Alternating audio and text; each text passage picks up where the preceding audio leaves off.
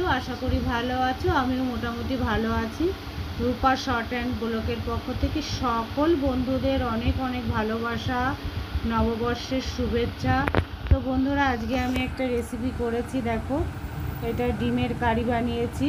তো আমি কিভাবে বানালাম সেটা শেয়ার করেছি, তোমরা অবশ্যই দেখে নিও। যেমন পেরেছি তেমন করেছি, তো আশা করি ভালো লাগবে। আমি কিভাবে করলাম সাধারণভাবে তোমরা দেখো। তবে ভালো হয়েছে আর কি, টেস্ট করে দেখা হয়েছে, ভালো হয়েছে, তোমরাও দেখো। তো চলো, এখন আমি রেসিপিটা তোমাদের দেখাবো, তোমরা দেখতে থাকো। আর দেখো বন্ধুরা, কত সুন্দর গেটআপ এসছে, কালারটা এসছে। আমি কিন্তু কোনো শুকনো লঙ্কা ব্যবহার করি না, কাঁচা লঙ্কার সবজি করি। মাংসর মধ্যেও আমরা এখন শুকনো লঙ্কা ব্যবহার করি না। তো চলো বন্ধুরা, রেসিপিটা দেখাই, তোমরা দেখতে থাকো, সঙ্গে থাকো। হ্যালো বন্ধুরা, কেমন আছো? আশা করি ভালো আছো। রূপা শর্ট অ্যান্ড ব্লকের পক্ষ থেকে সকল বন্ধুদের ওয়েলকাম, ভালোবাসা। তো বন্ধুরা, আজকে যে রেসিপিটা তোমাদের দেখালাম, তো রেসিপিটা আমি এখন করতে চলেছি। তো এখানে একটু রসুন আছে, দুটো লঙ্কা আছে, এখানে আদা আছে, পেঁয়াজ কুচি আছে, টমেটো কুচি আছে, আর এখানে আছে ডিম, এখানে আছে একটু গুঁড়ো মশলা আছে, হলুদ গুঁড়ি, জিরে ধনের গুঁড়ি আছে, আর ফোড়নের জন্য আছে জিরে আর লবঙ্গ আছে, আর এলাচ আছে, দারচিনি আছে। এলাচটা আমি দিই।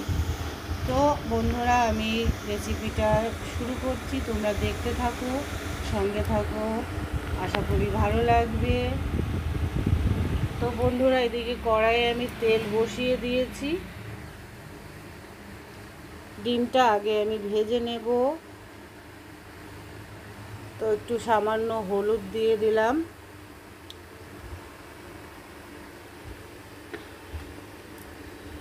এবার আমি ডিমগুলো আস্তে আস্তে দিয়ে দেব।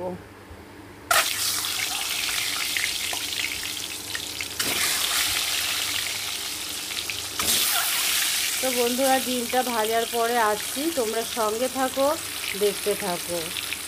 বন্ধুরা দেখো, ডিমটা আমি ভেজে নিয়েছি, আর এদিকে যে মশলাটা দেখিয়েছি, মশলাটাও আমি পিষে নিয়েছি। তো কী কী মশলা ছিল তোমাদের তো বলেছি, পেঁয়াজ, আদা, রসুন, টমেটো আর দুটো লঙ্কা। তো বন্ধুরা, এবার আমি রান্না স্টার্ট করছি, তোমরা দেখতে থাকো, সঙ্গে থাকো।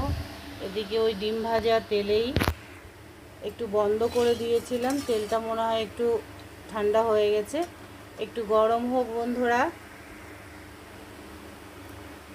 তো আমি ফোড়নে দিয়ে দেব, এখানে জিরে আছে, লবঙ্গ আছে, আর দারচিনি আছে।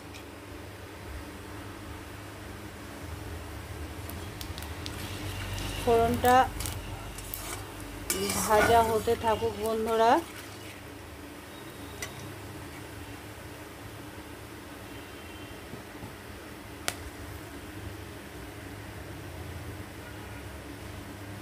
ফোড়নটা দিয়ে সুন্দর একটা গন্ধ বেরিয়ে গেছে, মানে ভাজা হয়ে গেছে। এই পর্যায়ে আমি দিয়ে দেব পিষে রাখা মশলাটা।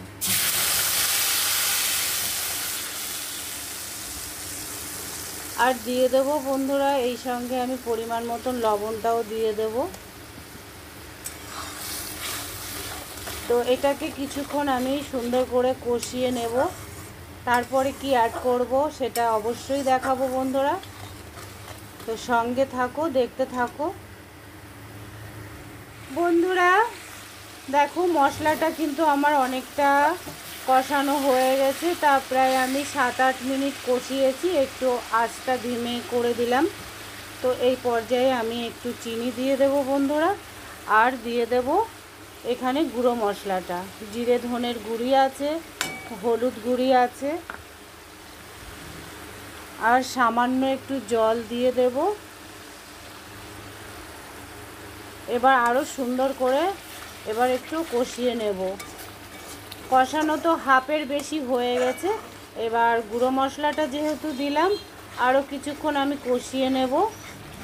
তো বন্ধুরা, আবার ফিরে আসছি, মিনিট পরে ফিরে আসছি, সঙ্গে থাকো, শেষ পর্যন্ত দেখতে থাকো। আর দিয়ে দেব বন্ধুরা দুটো গোটা লাল কাঁচা লঙ্কা।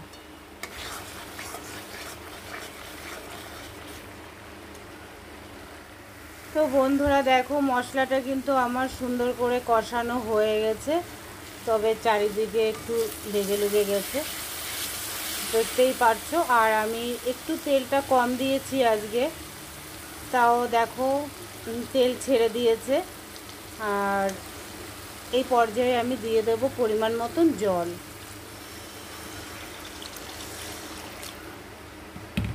যেহেতু এটা কারি হচ্ছে, ডিমের কারি, তা বেশি জল তো দেওয়া যাবে না। তো জলটা ফোটা পর্যন্ত অপেক্ষা করব বন্ধুরা, সঙ্গে থাকো, দেখতে থাকো। আর কেমন হচ্ছে অবশ্যই জানিও। তো বন্ধুরা 3 মিনিট পরে আবার ফিরে এলাম, দেখো ঝোলটা জাল উঠে গেছে। এবার আমি এক এক করে ডিমটা দিয়ে দেব। একসঙ্গে ঢেলে দিলে ছিটকে আসে, আমি একটা একটা করেই দিয়ে দেব। তো আমি আর এটাকে ঢাকবো না, কারণ ঝোলটা একটু শুকাতে হবে। তো এইভাবে আমি কিছুক্ষণ ফুটিয়ে নেব, শুকিয়ে নেব আর কি। তো তোমরা শেষ পর্যন্ত দেখো বন্ধুরা, আর কি দিই না দিই। বন্ধুরা দেখো ডিমের কারি কিন্তু আমার একদমই রেডি হয়ে গেছে, দেখতেই পারছো। আর কতটা গাঢ়ত্ব হয়েছে বুঝতে পারছো। এই পর্যায়ে আমি দিয়ে দেব বন্ধুরা ওপর থেকে একটু ধনে পাতা। ব্যাস আমার রেডি হয়ে গেছে। 1 মিনিট রাখবো আর নামিয়ে দেব। তো বন্ধুরা কেমন লাগলো তোমাদের রেসিপিটা অবশ্যই জানিও। নামিয়ে তো একটু দেখিয়ে দেব তোমাদের। আর এই পর্যন্ত তোমাদের কেমন লাগলো রেসিপিটা অবশ্যই জানিও। আর ভিডিওটাও বেশি বড় করব না বন্ধুরা। শুভ দুপুর, সবাই ভালো থেকো, সুস্থ থেকো, আর পাশে থেকো, সবার পাশে আছি। রাধে রাধে বন্ধুরা। এখানে আমার ভিডিওটা সমাপ্ত করছি। Bye, tata.